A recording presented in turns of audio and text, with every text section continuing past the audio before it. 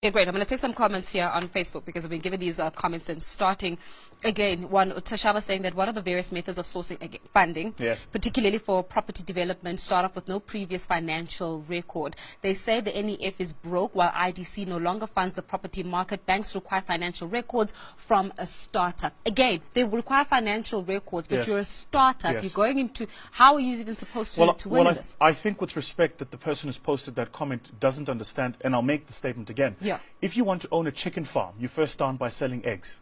If he wants to be a property developer, he should probably start by getting properties that are available, renting them out, generating a financial track record, generating cash flows, proving he can run a business, learning mistakes, owning 3, 4, maybe 5 flats. Then he can build an apartment building with 60 flats. Yeah. So we have to get the thinking, and I have to say this, we have to get the thinking of black people right. We have to get What this do you right, mean by guys. Well, F&B wasn't built overnight. Neither was ABSA. So how do you think you're going to build a large business which employs thousands of people overnight and someone must give you capital? It doesn't work that way. Probably the single worst thing we did in this country's psyche when we did BE transactions is we took people that had no money, gave them access to 26% of companies built over hundreds of years and created instant wealth. So now everybody wants instant wealth. Because nobody understands the practical tools of actually 100%. building those organizations. You come into my business, I can tell you every single moving part because I built it. I can tell you the IT, the infrastructure, the operations, the HR, the marketing, the finance, the working capital cycles. Yeah. I built it. Nobody came and it was just there. I built it from scratch. And it's important for, especially, and I'm passionate about saying this to black people specifically, we have to start where we are.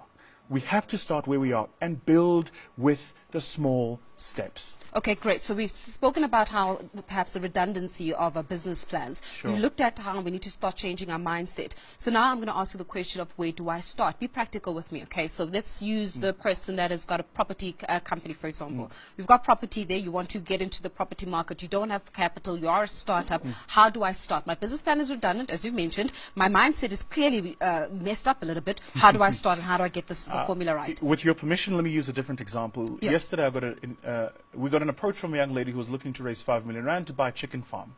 And the chicken farm she wants to buy is run and owned by white people who want to leave for whatever reason. And she's saying, I want to buy the chicken farm. So I went back to her and I said, what proof have you got of the financial track record of that business? 1, 2, and have you ever run a farm of any type? The answer was no. So this is what I said to her. I said to her, I will give you 50,000 rand to go and buy eggs at a Pick and Pay. Just go to Pick and Pay and buy some eggs. Take those eggs and find people standing in street corners and sell those eggs at a batch of half a dozen each. That's 6 each. So at a batch of half a dozen each, you can probably take that 50,000, turn it into 75. Yeah. You will do this cycle iteratively until you move it from 50,000 rand to 500,000. Once you've proven to me you can retail eggs, then I might think about getting you into a supply relationship with somebody who creates the eggs so you can buy at a lower cost and keep retailing. Let's start you first on the front end. Once you've gotten to 1, maybe 2 million retailing eggs, knowing who the customers are that buy the eggs, then I might think about buying you a chicken farm, because by the time you have the chickens and they give you the eggs, you now understand how the entire cycle works. But I'm not going to give you 3 million rand to buy a farm and buildings and put eggs in it and chickens and then sit and wait for some And then what miracle about to happen. people that are watching the show right now and thinking, no, but why are you not doing this? It's all about radical economic transformation. What's your stance on that? Radical economic, radical I feel like I just started you on something. Radical economic transformation starts in the mind. Why do you think there is no country in the world where Jewish people are poor? You think that's by mistake? Just think about that logically. Why do you think even in our own communities, Indians specifically, Asian Indians who are Muslim, are phenomenal business people? You think that's by mistake? No, it's because the grandfather started with a dry cleaner. When the grandfather passed, he left the dry cleaner to the father, who created a fast food and the dry cleaner. The father leaves the fast food and the dry cleaner with the son, who then creates a hardware store. By the time you go to the township, they've got the entire block and they run it. We have to start as black people by understanding you're not going to get a Range Rover tomorrow. Yeah. Start where you are, do what you have to do so you can do what you want to do. And let's celebrate each other's success. And I mean real successes, not the stuff that comes out of the paper, so-and-so's bought this car, so-and-so's at this event. No.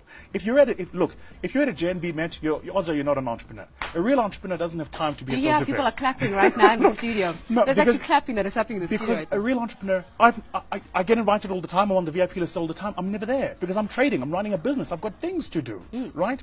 It's important for entrepreneurs to to understand entrepreneurship is a difficult thing. You're in the dark engine room building the engine to this car for the first 10 years of your business. But once it's done, it's going to be a phenomenal ride to the end.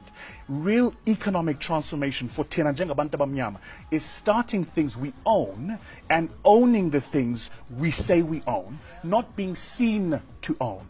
It is about time, I think, we need to talk about the perception of success versus the reality of it. If you're driving a 200,000 Rand car and you bought it cash and I rock up in a 4 million Rand car that I owe, who's wealthy? Me. Thank you. Thank you so much for joining us this morning.